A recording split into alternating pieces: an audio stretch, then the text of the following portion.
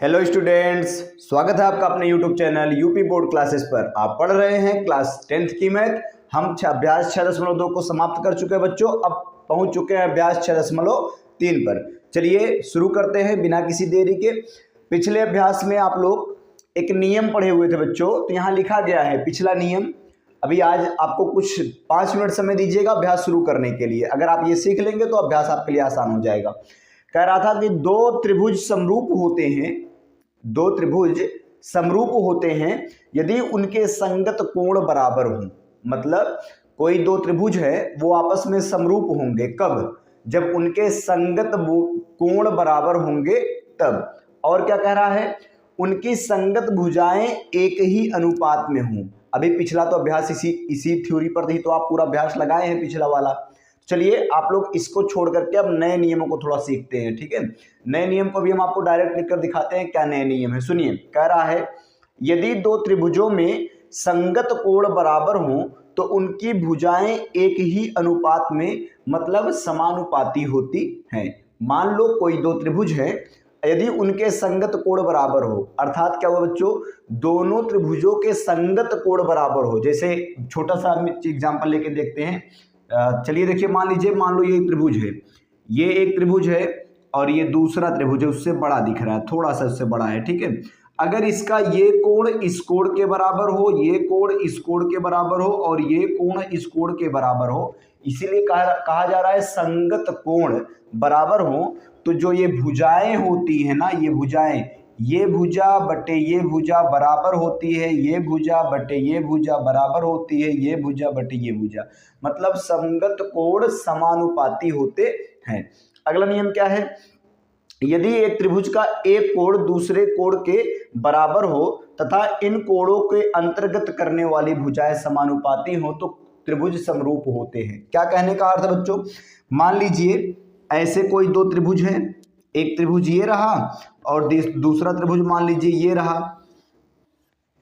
कह रहा है कि यदि ये भुजा बटे ये भुजा बराबर हो ये भुजा बटे ये भुजा के, मानने के लिए कह रहा है, बड़ा छोटा दिख रहा है उससे नहीं मतलब, और इन दोनों को अंतर्गत करने वाला ये कोण इस कोण के बराबर हो। चूंकि हम नाम अभी नहीं रखे हैं ABCD, इसलिए डायरेक्ट आपको समझा रहे हैं।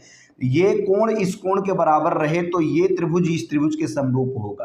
अर्थात बच्चों, अगर इसका नाम यहाँ A रख दो, यहाँ B रख दो, यहाँ C रख दो, यहाँ D रख दो, यहाँ E रख दो, यहाँ F रख दो, तो इसका कहने का मतलब है कि AB बटे, जैसे ये लिए वैसे ये लो, DE ये बराबर होगा AB बटे DE बराबर होगा BC बटे EF के, BC बटे EF के। और ये अगर ऐसा है और साथ ही साथ कोण B ये कोण E के बराबर है, कोण B ये बराबर है कोण E के, तो ये त्रिभुज आपस में समरूप होंगे। अभी हम इस बात को डायरेक्ट समझाते हैं आपको यहाँ पर लिख करके, ठीक है। ये पहला पुराना पिछला नियम है चूंकि ये, तो इसको मिटाते हैं और इसी की जगह पर हम आपको नया वाला नियम लिख करके समझाते हैं कि तीनों नियम कहना क्या चाहते हैं, मिला जुला कर नियम कहना क्या चाह रहा है। हम आपको तीनों बातों को एक ही बार में समझा देते हैं कि तीनों कहना क्या चाहते हैं। कहना ये चाहते हैं बच्चों कि मान लीजिए कोई दो त्रिभुज है और उसमें एक साइड, मान लीजिए कि ये त्रिभुज बना देते हैं। मान लीजिए कि ये एक त्रिभुज है और दूसरा त्रिभुज बिल्कुल ऐसा ही है और थोड़ा साइज इसका देखो बड़ा है, ऐसा ही है पर बड़ा है। मान लीजिए बच्चों, अगर इसका नाम A है, B है, C है और इसका नाम है K, L और M, इस तरह से इसका नाम हम रख दिए। साफ समझिएगा, यदि ये कोण इस कोण के बराबर हो, अर्थात कोण B ये बराबर रहे कोण L के, कोण B कोण L के बराबर हो, और जो भुजाओं का संगत भुजाओं का अनुपात है, मतलब AB बटे KL ये बराबर रहे BC बटे LM, तो आप समझिएगा कि अगर ये दोनों कंडीशन फॉलो होती है तो ये दोनों त्रिभुज आपस में समरूप होंगे। कैसे होंगे? समरूप का चिन्ह क्या होता है बच्चों? ये चिन्ह होता है समरूप का। तो ये दोनों त्रिभुज आपस में समरूप होंगे।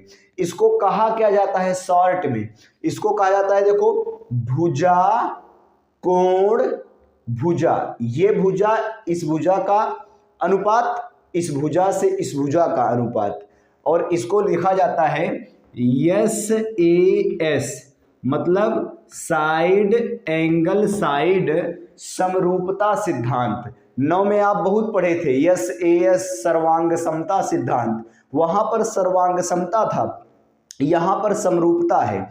वो सर्वांग समता था वो अलग बात थी। सर्वांग समता क्या होता है आपको इसी चैप्टर के शुरुआत में समझाए हैं, अभ्यास 6.1 के शुरुआत में। और समरूपता क्या होता है वो अलग होता है। इसमें भी आप मोटा मोटी समझो कि 3 नियम है। Side angle side, side side side, मतलब यदि किसी त्रिभुज में तीनों भुजाओं के अनुपात स्थिर हो, नियत हो, मतलब AB बटे KL बराबर हो BC बटे LM बराबर हो AC बटे KM, तो त्रिभुज दोनों एक दूसरे के समरूप होते हैं। तो इसी को कहा जाता है साइड साइड साइड। और एक और है एंगल एंगल, मतलब यदि दो संगत कोण, मतलब ये कोण इस कोण के बराबर रहे, ये कोण इस कोण के बराबर रहे, तो तीसरा कोण अपने आप बच्चों बराबर हो ही जाएगा। तो इसलिए आप एंगल एंगल एंगल बोल दो, या केवल 2 बार एंगल को समझ लीजिएगा। 2 एंगल अगर संगत कोण, ये कोण इस कोण के बराबर हो, ये कोण इस कोण के बराबर हो, तो दोनों त्रिभुज आपस में समरूप होते हैं। सिर्फ आपको ये तीनों नियम याद रखने हैं, छोटे सी बात है, ये तीनों को याद रखना। साइड एंगल साइड समरूपता, साइड साइड साइड समरूपता, और एंगल एंगल एंगल समरूपता। एंगल एंगल सिर्फ 2 एंगल देखेंगे तो काम चल जाएगा। तो इस तरह से ये इन तीनों बातों को याद रखिएगा। किन्हीं 2 त्रिभुजों में यदि भुजा भुजा बटे भुजा बराबर हो, अगली भुजा बटे अगली भुजा, और उनके बीच का कोण, ये जो इन दोनों भुजाओं की वजह से, इन दोनों भुजाओं की वजह से ये कोण बना है, और ये आपस में बराबर हो, तो इसको कहते हैं ये सर्वांग समता। ये भुजा बटे ये भुजा बराबर हो ये भुजा बटे ये भुजा, और अगर बराबर हो AC भुजा बटे KM भुजा, तो इसको कहते हैं साइड साइड साइड। अगर ये कोण इस B कोण L के बराबर हो, A कोण K के बराबर हो, तो इसको कहते हैं एंगल एंगल सर्वांग समता। आप इस बात को नोट करना हो तो नोट कर सकते हैं, स्क्रीनशॉट लेना हो तो डायरेक्ट स्क्रीनशॉट ले लीजिए, और इसको समझ लीजिएगा कि ये तीनों नियम दिमाग में रखना है। अब हम चलते हैं बच्चों प्रश्न नंबर 1 पर। सवाल नंबर पहला देखिए बच्चों क्या कह रहा है, कह रहा है कौन समरूप है। चित्र को देखिए, सारे अलग अलग नहीं समझ में आ रहे हो ये तो हम आपको बताते हैं। देखिएगा कुछ त्रिभुज जैसे लग नहीं रहे हैं, पहले तो लग रहा था ठीक है, पर कोई बात नहीं। ये पहला सवाल देखो यहाँ पर है, देखो जो हम आपको थोड़ा सा कोशिश करते हैं इसको अलग कलर करने का, जहाँ से जहाँ तक का पहला सवाल है। ये रहा पहला सवाल, और इसके बाद ये रहा दूसरा सवाल इसमें, और ये रहा तीसरा सवाल। चौथा सवाल ये नीचे वाला है, अगर देखा जाए तो ये चौथा सवाल हुआ, ये वाला चौथा सवाल हो गया। 5वां सवाल ये है, और छठा सवाल बच्चों ये कोने वाला है जो यहाँ नीचे दिया गया है, ठीक है। नीचे उसके नंबरिंग लिखी गई है, पर थोड़ा अलग करने में जरूरी था, क्योंकि अलग करने से थोड़ा सा दिखने लगा। पहले प्रश्न को देखकर खुद आप बताओ, चलिए पहले प्रश्न को देखकर क्या बताओ ये इसके समरूप है कि नहीं है। चित्र पे मत जाना, कौन बड़ा है कौन छोटा है, कौन कैसा दिख रहा है इस पर मत जाना। सिर्फ ये बताओ, ये 60 ये भी 60, ये 80 ये भी 80, ये 40 ये भी 40। जब 3 के तीनों एंगल बराबर हैं, वैसे 2 ही एंगल की जरूरत थी। अभी प्रमेय पढ़े थे ना, मतलब नियम पढ़े थे। तो 3 के तीनों एंगल, ये तीनों एंगल इस तीनों एंगल के अगर बराबर हैं, तो बताइए ये त्रिभुज आपस में कैसे है बच्चों, समरूप हैं। कैसे हैं, समरूप हैं भाई, समरूप हैं। देखिए ये समरूपता का चिन्ह हमने लगा दिया, ठीक है। ये दोनों समरूप हैं, हाँ या ना में जवाब देना था, तो लगाने में क्या दिक्कत है। आगे देखो बच्चों, ये सवाल थोड़ा आपको सोचने पर मजबूर कर सकता है, ध्यान से समझिएगा तो बात समझ में आएगी। ये है 2, ये है 3, और ये है 2.5, 2.5।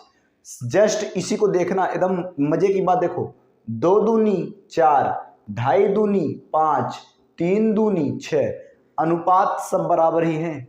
कैसे सर, इधर देखो ए बी, कहोगे सर ये इसके जैसा तो है पर इसके समरूप कैसे है? अरे भैया इसी को ऐसे टेढ़ा कर दो, ऐसे टेढ़ा कर दोगे तो आधार तो हो जाएगा, अभी तो लंब दो है पर ये नीचे हो जाएगा, आधार तो हो जाएगा और ये ढाई जो ये सीधा ऊपर हो जाएगा, मतलब लंब बन जाएगा। इसको ऐसे गिरा दोगे तो ये जो नीचे आधार है ये लंब बन जाएगा। तो इसका मतलब ए बी ऐसे लगाओगे, ए बी बटे ए बी ये बन जाएगा आधार, और ये है क्यू आर, ए बी बटे क्यू आर ये बराबर होना चाहिए। और देखो जब ये आधार बन गया तो ये बी सी, बी सी लंब बन जाएगा, बी सी बटे पी आर ये तीनों बराबर हैं कौन सा, ए सी बटे पी क्यू। तो ए सी बटे पी क्यू ये सब आपस में बराबर होंगे। सर कैसे बराबर होंगे? ऐसे देखो, इधर देखो, ए बी कितना बच्चों 2 और क्यू आर कितना है 4, 2/4 ध्यान देना 2/4, 2 एक अन्नम 2, 2 दूना 4, 1/2 आया इसका मान। इसका मान देखो बी सी किधर गया, बी सी 2.5 बटे पी आर 5, 2.5/5, 2.5 एक अन्नम 2.5, 2.5 दूनी 5, 1/2। इसका मान भी ए सी बटे क्यू पी क्यू का मान भी 1/2 आएगा। तो इसीलिए ये भी कैसा है, ये भी समरूप है, ये भी कैसा है, समरूप है। ये दोनों समरूप हो गए, पहला समरूप हो गया, दूसरा समरूप हो गया। अब चलो तीसरा वाला देखते हैं।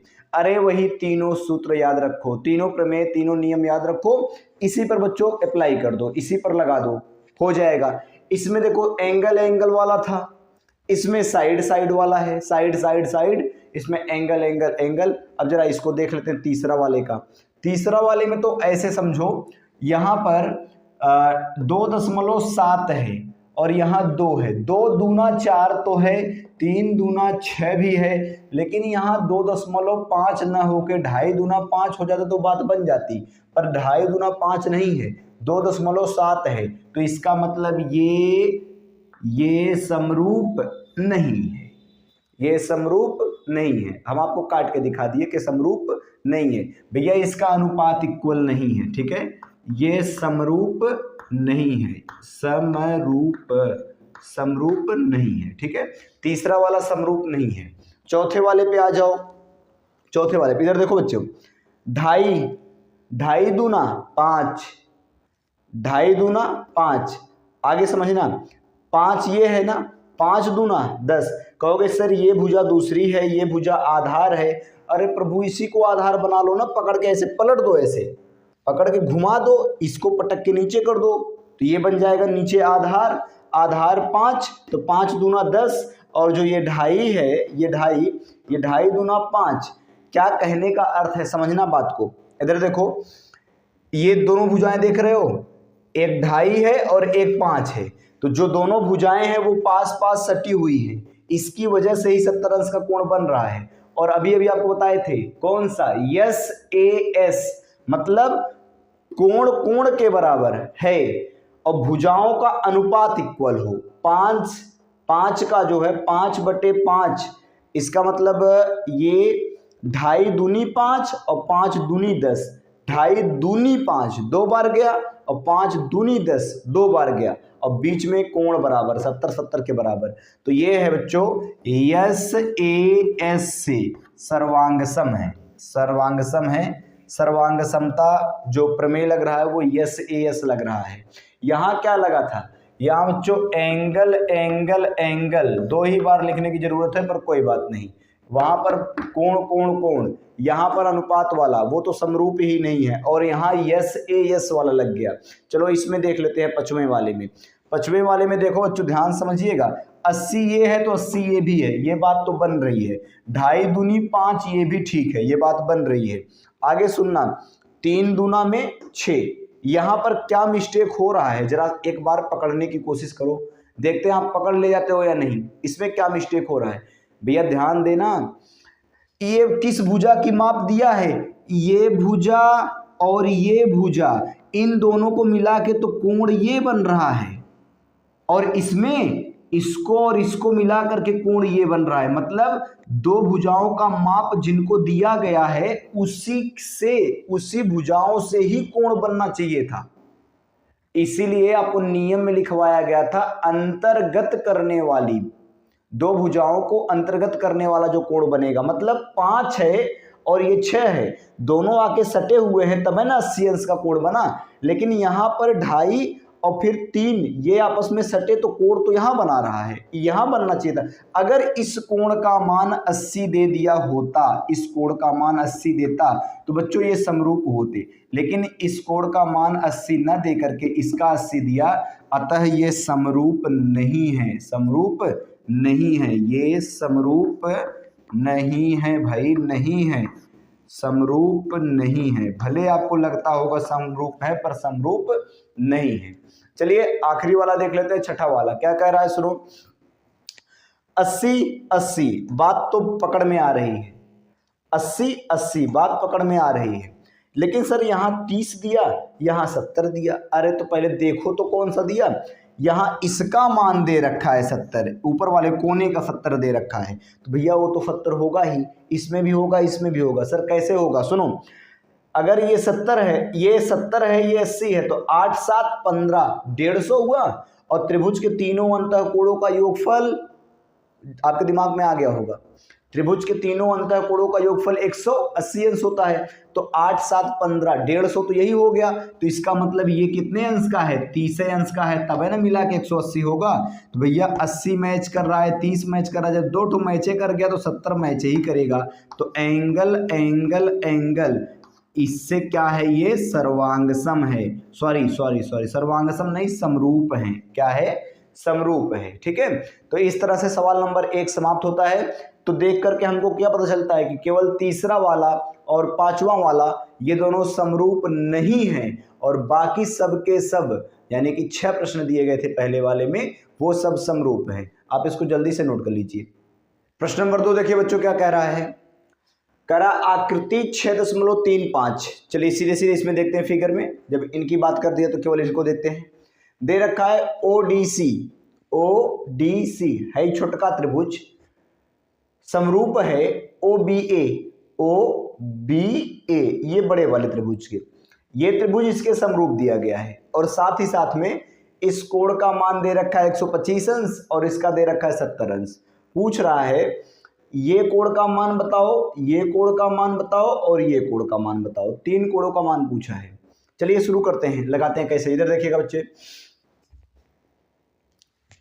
अगर BD को देखो, BD ऐसे एक सरल रेखा है, तो बताओ अगर इतना कोण का मान 125 अंश है, बताओ अच्छा किसी रेखा पे पूरे का मान कितना होता है, इतना इक्के अंश का कोण है यहां से यहां तक 180 अंश का। इसका मतलब हुआ 125 और बाकी ये कोण को मिलाकर 180 अंश होना चाहिए। नाम लिखकर बता दें, सुनिए नाम लिखकर बता देते हैं कि हल में देखिएगा बच्चों, कोण BOC में अगर जोड़ दिया जाए DOC को, कोण DOC को, तो इन दोनों को जोड़ने पर 180 अंश होना चाहिए।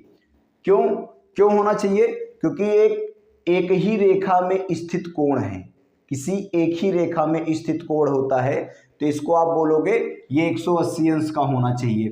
अच्छा BOC का मान दे रखा है, कितना दिया है, BOC 125 अंश, 125 अंश प्लस कोण DOC बराबर 180 अंश, इसको उधर भेज दो तो ये हो जाएगा कोण DOC बराबर 180 अंश माइनस 125 अंश, और घटाने पे आ जाएगा कोण DOC बराबर 55 अंश, घटाने पर आ गया 55 अंश।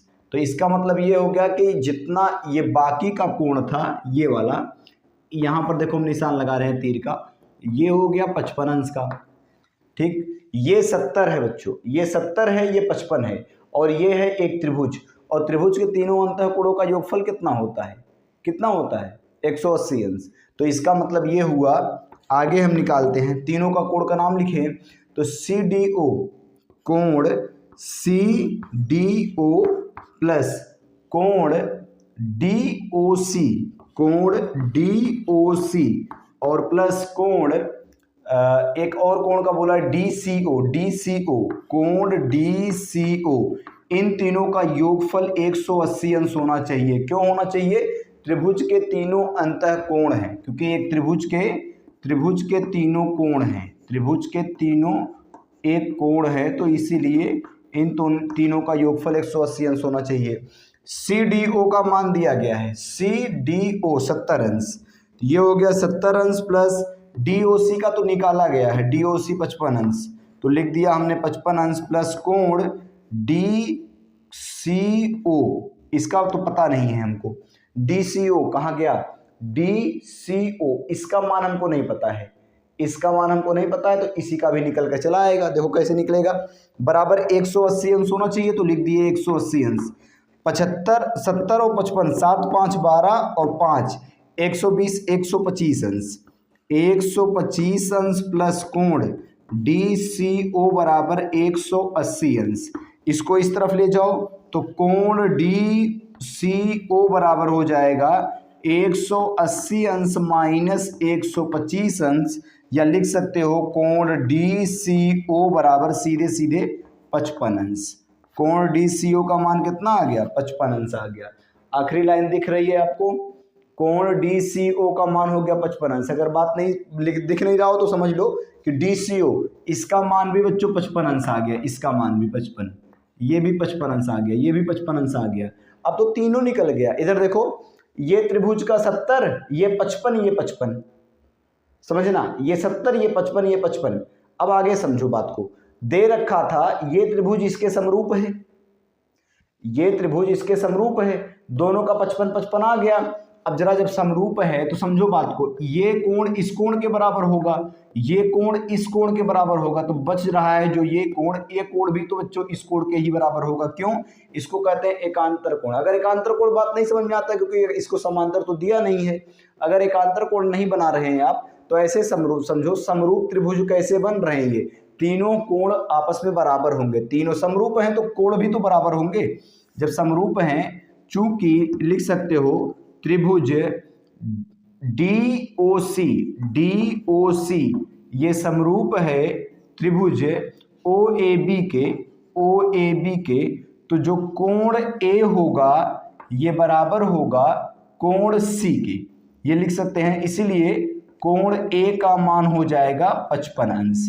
तो कुल मिलाकर के तीनों का उत्तर कितना आया, सबका जो भी पूछा गया था, इसका भी 55, इसका भी 55, इसका भी 55, तीनों का आंसर कितना आ गया, 55 अंश आ गया। आप जल्दी से इस प्रश्न को नोट कर लीजिए। तीन देखिए बच्चों क्या कह रहा है, बहुत ध्यानपूर्वक समझेंगे, क्योंकि इसमें फिगर नहीं दिया गया था, फिगर बनाया गया है। कह रहा है समलंब ABCD, समलंब चतुर्भुज किसे बोलते हैं, आकृति देख रहे हैं ना चतुर्भुज का, इसे बोलते हैं समलंब चतुर्भुज। कह रहा है समलंब चतुर्भुज ABCD में AB समांतर है CD के, जो AB रेखा है बच्चों, ये रेखा AB ये रेखा CD मतलब इस रेखा के समांतर है, इस रेखा के समांतर है। समांतर मतलब समझ रहे हैं ना कि पैरेलल है एक दूसरे के, इनके बीच की दूरी समान है। समांतर होने का मतलब समान अंतर होना। कह रहा है इसके विकर्ण AC और BD O पर काटते हैं। ये मान लीजिएगा ये O बिंदु है, ठीक है, जहां पर काट रहे हैं O पर काटते हैं। तो कह रहा है प्रतिशत दो त्रिभुज की समरूपता कसौटी का प्रयोग करते हुए दर्शाइए कि OA बटे OC मतलब त्रिभुज की ये भुजा बटे ये भुजा बराबर OB और बटे OD, ये भुजा बटे ये भुजा बराबर ये भुजा बटे ये भुजा, ये प्रूफ करना है। ठीक है, चलिए कैसे शुरू करेंगे, ध्यान से देखेंगे बच्चे। इसमें तो दो त्रिभुज बनते हैं, त्रिभुज तो और बनते हैं पर हमको ये दोनों देखने हैं, ये OAB ये वाला त्रिभुज और ODC ये त्रिभुज। इन दोनों त्रिभुजों को देखो, लिखेंगे हम, हल करते हैं। देखिए हल में लिखेंगे बच्चों, त्रिभुज नाम लिखें OAB तथा त्रिभुज ODC में, दोनों त्रिभुजों में देखिए। अच्छा एक बात बताइए, जब दो रेखाएं, पहले तो ये समझिएगा, जब दो समांतर रेखाओं को, पकड़िएगा बात को, जब दो समांतर रेखाओं को कोई तिर्यक रेखा काटे तो उनके एकांतर कोण ये कैसे होते हैं, बराबर होते हैं। तो लिखेंगे कोण ABO ABO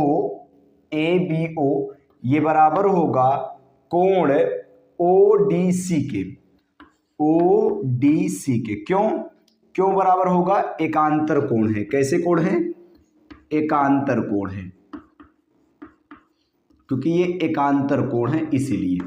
दूसरा देखो बच्चों, इसको देखो, इस कोण को, ये कोण देख रहे हैं, ये कोण और ये कोण, जब दो सरल रेखाएं एक दूसरे को किसी मध्यस्थ बिंदु पर ऐसे काट रही हों तो ये कोण कैसे होते हैं आपस में? ये भी कोण आपस में बराबर होते हैं। इसको कहते हैं शीर्षाभिमुख कोण। क्या कहते हैं? शीर्षाभिमुख कोण। तो आप लिख सकते हैं कोण AOB ये बराबर होगा कोण DOC के। क्यों बराबर होगा? शीर्षाभिमुख कोण है, शीर्षाभिमुख कोण है, इसीलिए बराबर होगा। अगला देखेंगे, फिर से आप इसको देखिएगा, इस कोण को, ये कोण और ये कोण, ये भी आपस में बराबर होंगे। क्यों बराबर होंगे बच्चों? जब दो समांतर रेखाओं को कोई तिर्यक रेखा काटे तो ये भी आपस में एकांतर कोण बनते हैं। तो आप नाम लिखेंगे BO, कोण BAO ये बराबर होगा कोण किसके? OCD के, कोण OCD के। ये भी एकांतर कोण है।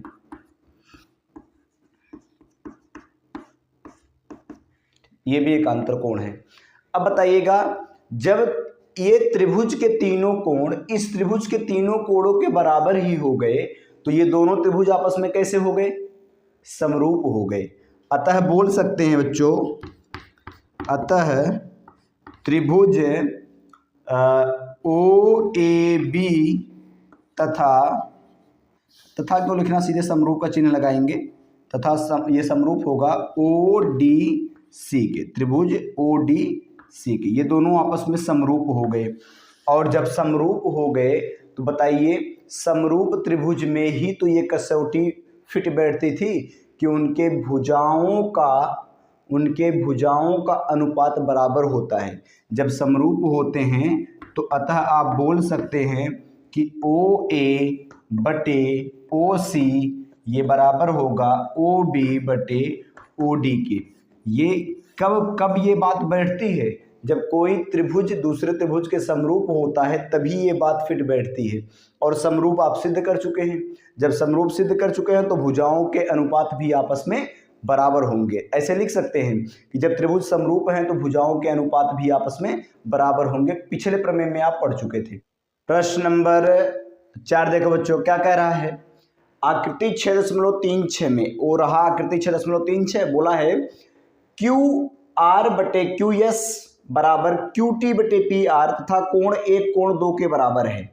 सिद्ध करना है PQS ये छोटा त्रिभुज बराबर होगा, समरूप होगा TQR के। ये छोटा त्रिभुज जो है ये वाला, ये पूरे बड़े वाले त्रिभुज के समरूप होगा, ऐसा प्रूफ करना है। चलिए, जो पहले जो दिया बच्चों, पहले हम वो लिख देते हैं। क्या क्या बातें दी गई हैं? तो दिया है कोण 1 ये बराबर दिया है कोण 2 के। बोलिए सही बात है।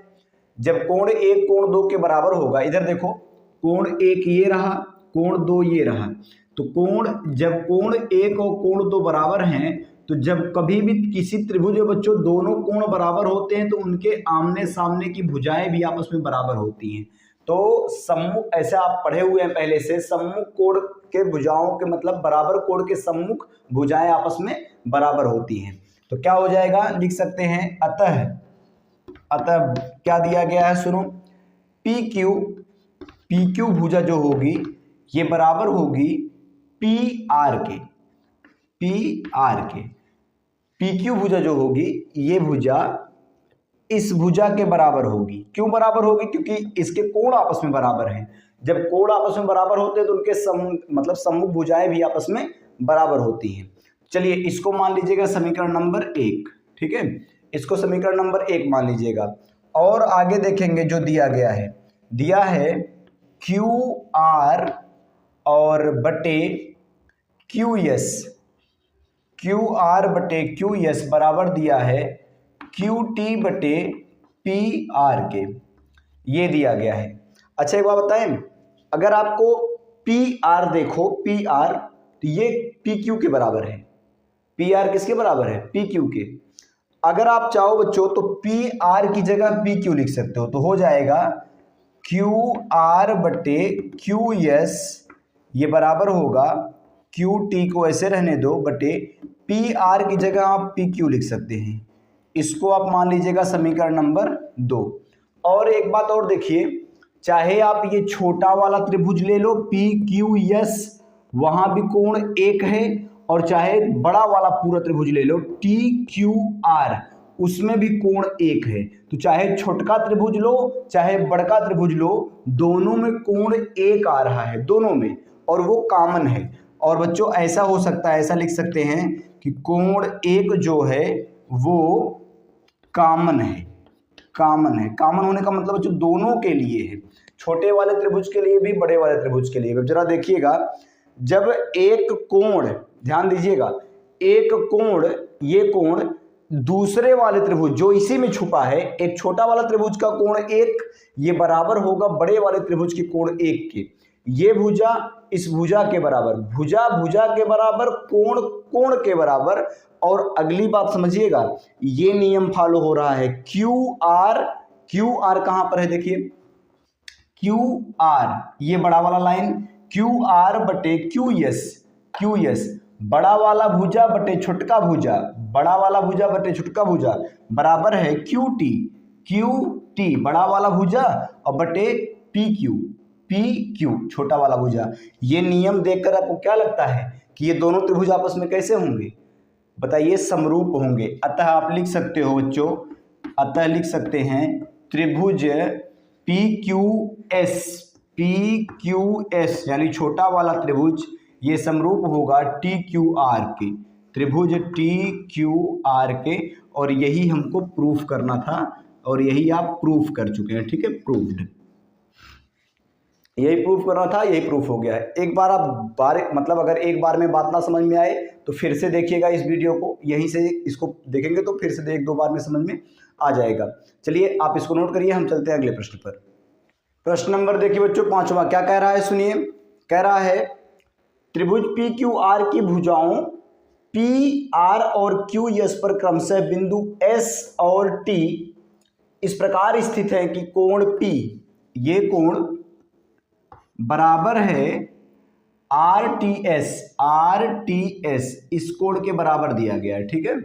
सिद्ध करना है कि बच्चों जो ये छोटा वाला त्रिभुज है आर टी एस, ये छोटा वाला त्रिभुज ये पूरे बड़े वाले त्रिभुज के समरूप होगा, ऐसा सिद्ध करना है। तो समरूपता के लिए आपको 3 बातें हम बताए थे, side side side, side angle side, angle angle. 2 कोण भी बराबर हो जाएंगे तो समरूपता का काम हो जाएगा। चलिए देखिए आगे देखते हैं, हल करते हैं बच्चों। आप दोनों त्रिभुज को देखो, एक तो छोटका वाला त्रिभुज आर टी एस, त्रिभुज आर टी एस तथा त्रिभुज बड़का वाला, क्या नाम है, त्रिभुज R P Q, R P Q में, इन दोनों त्रिभुजों में हम क्या देखते हैं, देखते हैं कि कोण P ये बराबर है कोण आर टी एस के, आर टी एस के, ये तो दिया गया है, ये दिया है बच्चों। देखो कोण P बराबर आर टी एस, ये दिया गया, कोण P ये बराबर आर टी एस के, मतलब छोटका त्रिभुज का एक कोण ये बराबर हो चुका है बड़के त्रिभुज के एक कोण के, एक कोण के बराबर हो गया। चलिए आगे सुनिए, इधर देखिएगा, आगे चाहे आप छोटका त्रिभुज देखें आर एस टी, ये इसके बराबर हो गया, और इसमें से ध्यान समझिएगा बच्चे, चाहे आप ये छोटा वाला त्रिभुज ले लीजिए आर टी एस, और चाहे पूरा बड़का वाला ले लीजिएगा, लेकिन कोण आर जो होगा ये छोटे वाले के लिए भी है और बड़े वाले के लिए भी है, दोनों के लिए है। तो इसका मतलब कोण आर जो होगा ये बराबर होगा कोण आर के, क्यों, कॉमन है, कॉमन का मतलब ये दोनों के लिए है, छोटे वाले त्रिभुज के लिए, बड़े वाले त्रिभुज के लिए। और जब बच्चों एक कोण के बराबर, फिर एक कोण के बराबर। जब ऐसा होता है तो बताइए सर्वांग समता जो समरूपता मैच कर रहा है कि नहीं, एंगल समरूपता। तो आप बोल सकते हो अतः, डायरेक्ट लिखो, डायरेक्ट त्रिभुज आर पी क्यू ये समरूप होगा, मतलब छोटका त्रिभुज समरूप होगा त्रिभुज आर टी एस माने बड़के त्रिभुज के समरूप होगा। यही प्रूफ करना था, तो ये प्रूव्ड हो गया। अगले प्रश्न पर चलते हैं, आप नोट करिए। प्रश्न नंबर 6 देखिए बच्चों, क्या दिया है, एक फिगर दिया गया है आकृति 6.37। तो यह आपकी किताब के हिसाब से चित्र है 6.37, ठीक है।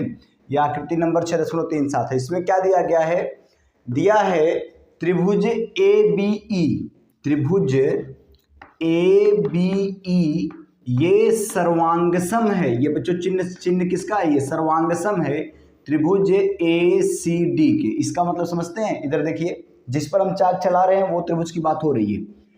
ए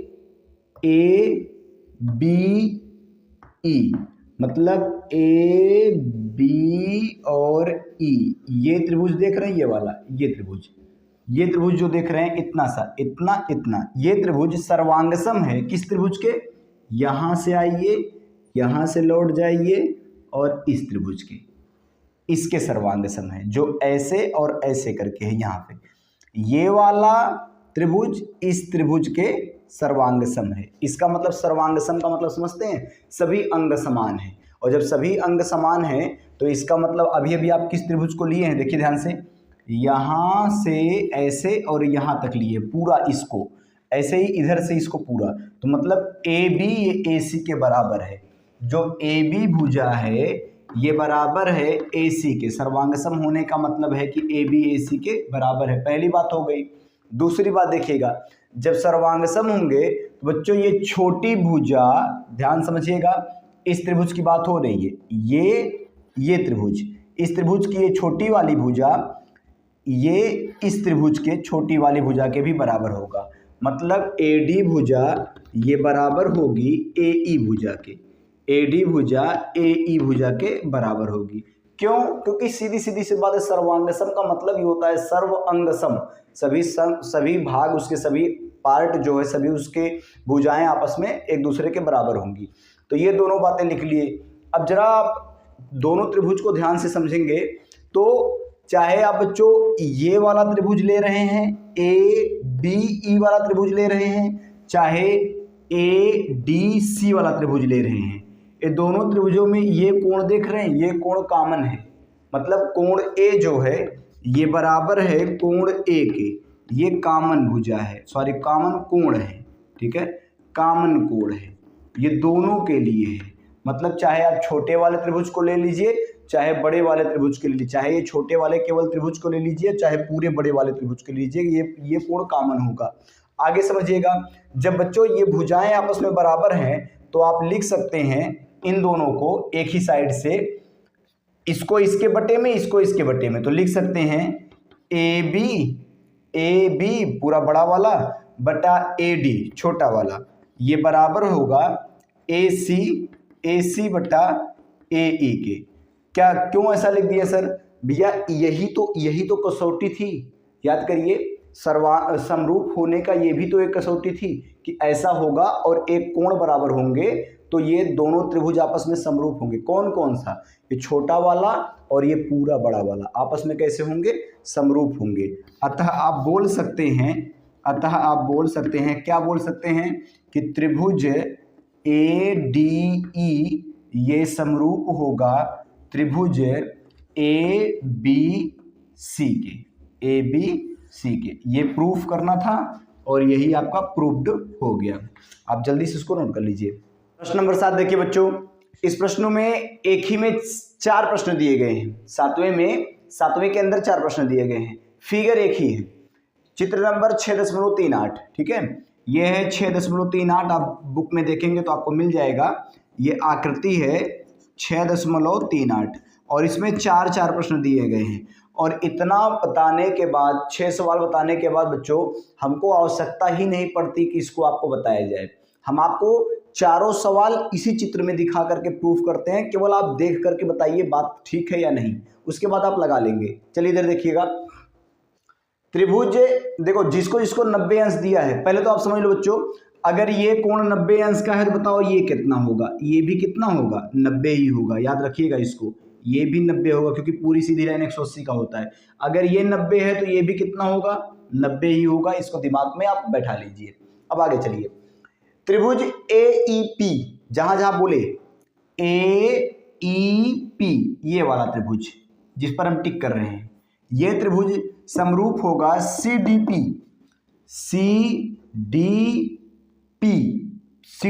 ये छोटा सा जो है ये वाला जो छोटा वाला त्रिभुज है, इसमें ये कोने में जो इतना सा बना है, ये वाला त्रिभुज इस त्रिभुज के तुम आपको समरूप सिद्ध करना है। भैया साफ साफ देखो ना, ये कोण कितने का, 90 का, ये कोण कितने का, 90 का, एक कोण के बराबर हो गया, दिमाग में रखो। एक इसको क्या सोचना है, ये कोण इस कोण के बराबर है, 90-90।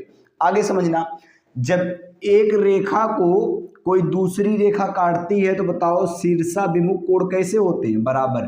तो इस त्रिभुज में एक ये कोण एक ये कोण, ये इसके बराबर है, ये इसके बराबर है, तो बताओ जब दोनों कोणों के बराबर हो गए तो त्रिभुज कैसा हो गए दोनों आपस में, अरे भैया समरूप हो गए। कैसे, एंगल वाले से, एंगल वाले प्रमेय से समरूप हो गए, बात खत्म।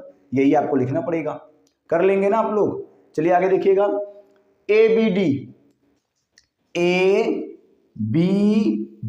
अच्छा इतना बड़ा वाला त्रिभुज, इतना, ये और ये इतना बड़ा वाला त्रिभुज बोल रहा है, ABD समरूप होगा CBE,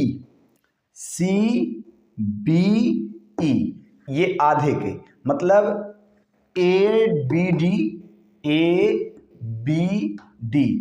यहां देखो इसको, और ये आधे के समरूप होगा। समझिए कैसे, देखिए ध्यान से, ABD,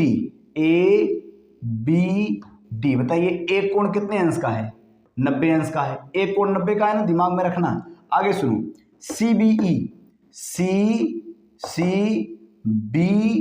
बताओ CBE में भी एक कोण कितने अंश का है, 90, मतलब ये 90 है तो ये भी 90, बताओ एक कोण बराबर हो गए, एक कोण बराबर हो गए। और सुनो बच्चा, यहां पर B जो है ये दोनों के लिए, सुनो, चाहे ये त्रिभुज ले लो इसमें भी B है, और चाहे ये आधा इतना त्रिभुज ले लो इसमें भी B है, तो ये B दोनों के लिए है। तो B कैसा है, B कॉमन हो गया बच्चों, इसमें B कॉमन है, B कॉमन है, और जब कॉमन है तो दोनों के लिए है, जब कॉमन है तो दोनों के लिए है, और जब दोनों के लिए एक कोण 90-90 के बराबर, B के बराबर, तो एंगल वाले से ये कैसे हो गए, समरूप हो गए। दो कोण के बराबर है, बात खत्म, ज्यादा सोचना नहीं है। आगे सुनो, AEP, ये अच्छा, इसमें AEP, इसमें देखेंगे ADB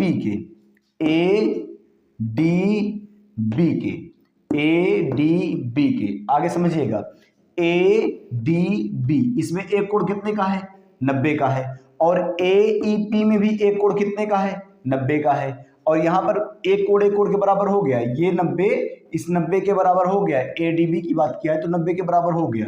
AEP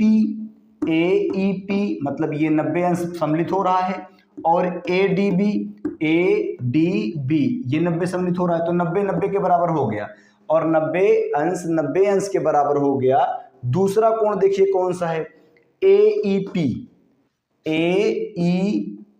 यहां तक केवल जा रहे हैं हम AEP में, और दूसरा ADB, बच्चों कोण A दोनों बार सम्मिलित हुआ है। कोण A देखो इस छोटे वाले के लिए भी है, और यहां से लेकर यहां तक वाले के लिए भी A है, मतलब कोण A कॉमन है, कोण A कॉमन है, और जब कॉमन है तो एक 90-90 के बराबर और एक कोण कॉमन ही है, तो एंगल वाले से ये समरूप हो गए। चलिए आखिर देख लीजिएगा, PDC, ए छोटका वाला, ये वाला छोटका वाला, BEC, AE, अरे साफ देखो, ये 90 BEC में, ये 90, मतलब ये 90 इस 90 के बराबर, एक कोण के बराबर हो गया। और दूसरी बात, ये कोण सी कॉमन है बच्चों, कोण सी कॉमन है। कैसे? PDC ये इसके लिए भी है, और BEC में किधर गया, BEC में ये C दोनों के लिए है।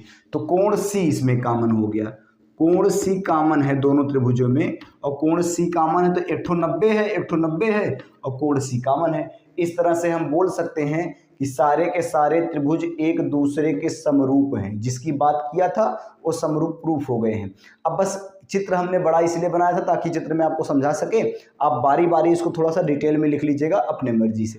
8वां प्रश्न देखिए बच्चों, क्या कह रहा है? समांतर चतुर्भुज ABCD की बढ़ाई गई भुजा, एक समांतर चतुर्भुज बना दिया हमने ABCD। समांतर चतुर्भुज मतलब समझते हैं, आपको इतना तो आना चाहिए। अब ये समांतर चतुर्भुज है मतलब जिसकी आमने सामने की भुजा समांतर हो, ठीक है। आयत से ही ये बनता है पर आमने सामने की भुजा समांतर होती है। देखिए इस तरह से, ये भुजा AB भुजा CD भुजा के समांतर और AD भुजा BC भुजा के समांतर होती है। कह रहा है इसकी एक भुजा को आगे बढ़ाया गया है, AD को आगे बढ़ाया गया E तक, और फिर यहाँ से B पर ऐसे तिर्यक एक लाइन खींची गई जो कि F पर CD को F पर काटती है। सिद्ध करना है बच्चों कि ABE ये बड़का त्रिभुज इतना बड़ा जो दिख रहा है, ये यहाँ से यहाँ तक ये समरूप होगा ई छोटके वाले के, CFB ये छोटे वाले के समरूप होगा, ये बड़ा वाला समरूप होगा इस छोटे वाले के।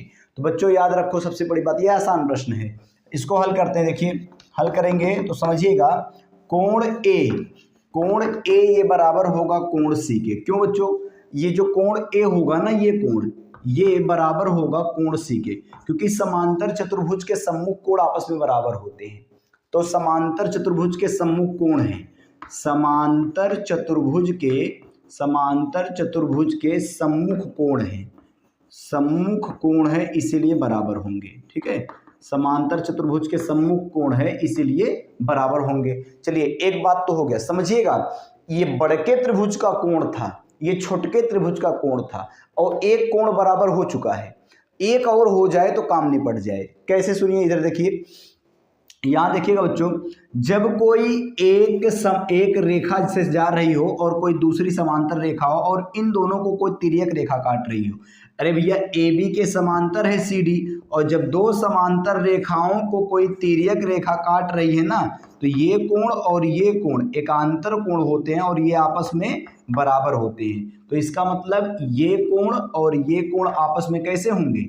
बराबर होंगे। ये कोण और ये कोण आपस में बराबर होंगे, क्योंकि ये रेखाएं समांतर है और इनको ये तिर्यक रेखा काट रही है। तो यहाँ ऐसे ही आकृति बन रही है, देखो ऐसे ही ये जा रही थी दो समांतर रेखाएं और ये तिर्यक रेखा काट रही है। तो ये जो कोने कोने में कोण बनते हैं ना, ऐसे ये कोने कोने में जो कोण बन रहे हैं ये आपस में कैसे होते हैं? बराबर होते हैं। तो आप लिख सकते हैं AB कोण ABE, कोण ABE ये बराबर होगा कोण CFB के, कोण CFB के। कैसे? एकांतर कोण है इसीलिए ये एकांतर कोण आपस में बराबर होते हैं। और जब दो कोण आपस में बराबर हो गए तो सीधे सीधे आप लिख दीजिए, अतः त्रिभुज ABE ये समरूप हो गया त्रिभुज CFB के। यही आपको प्रूफ करना था और ये आपने प्रूफ कर दिया। एक बार में वीडियो बहुत लंबा हो जाएगा बच्चों, इसलिए हम 8वें प्रश्न तक रोकेंगे।